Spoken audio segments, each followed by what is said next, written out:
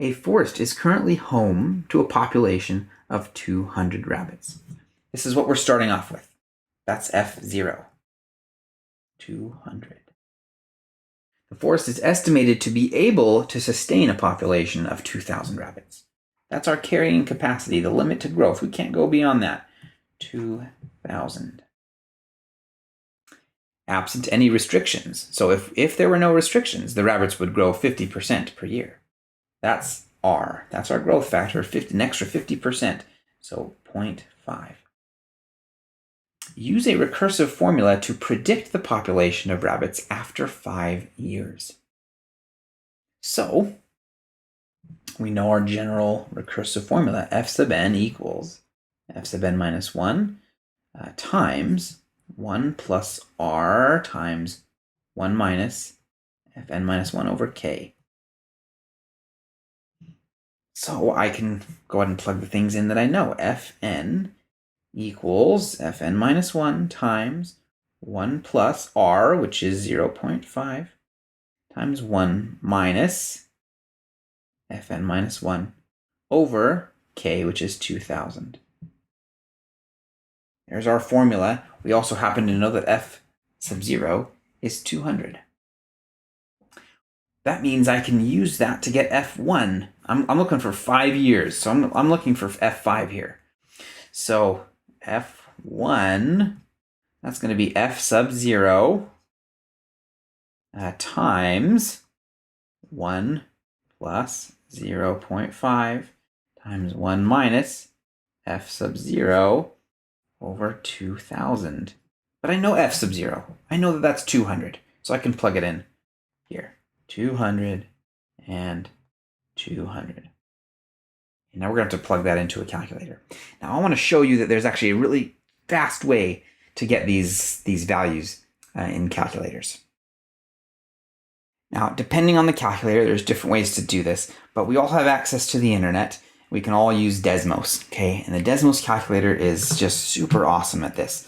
So I'm going to go ahead and just use this calculator, and I need some space. Make it a little bit smaller. Okay, so here's our formula. What we're going to do is we're going to cheat.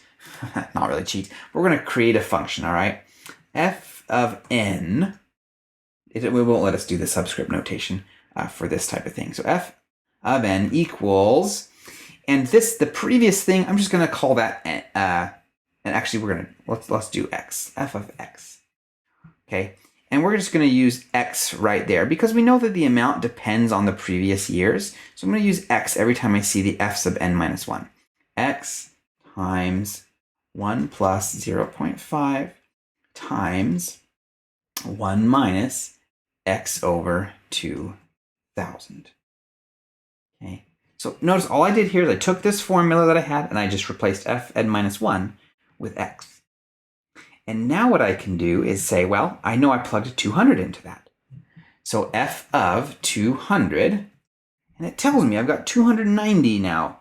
290 is my new population. That's f1. 290. Okay, of course, you could type that whole thing out in a calculator and you get that. Now, to get f2, I know I'm using the same formula, but I'm plugging 290 into that. So back in my calculator, I'm just going to do f of 290. And that tells me my new population. So f2, and I'm going to round to the nearest whole number because I'm talking about a rabbit population. Obviously, I have to have a whole number of rabbits. So 414 would be the nearest whole number here. 414. Okay, for f3, I'm now going to plug that number into my calculator.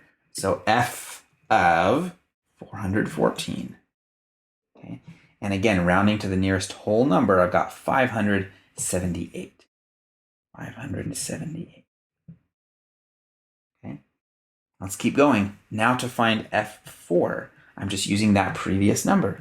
So in my calculator, I'm going to do f of 578. Oh, that's not 578, 578. Round to the nearest whole number, that's 783. 783. And finally, now I can get f5 by plugging that number into my function.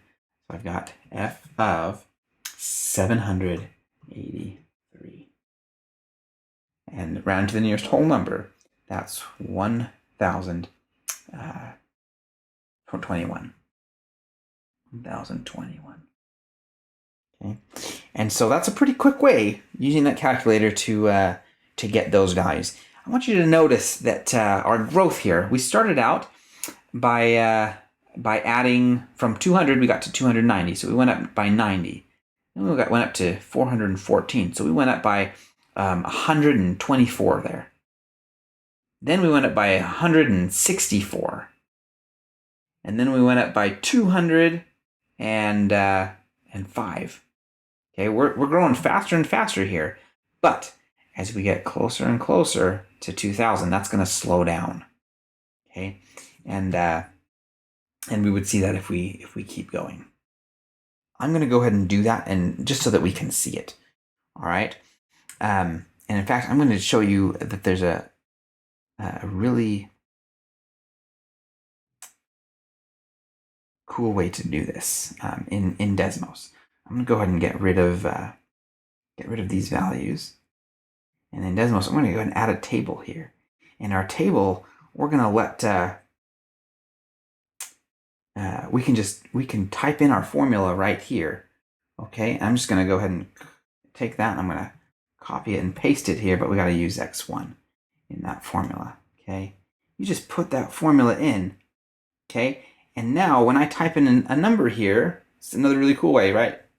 200, I got my 290, and then type in 290, and then if we round again, we had 414 and 578, and it calculates those numbers for us. It's super cool.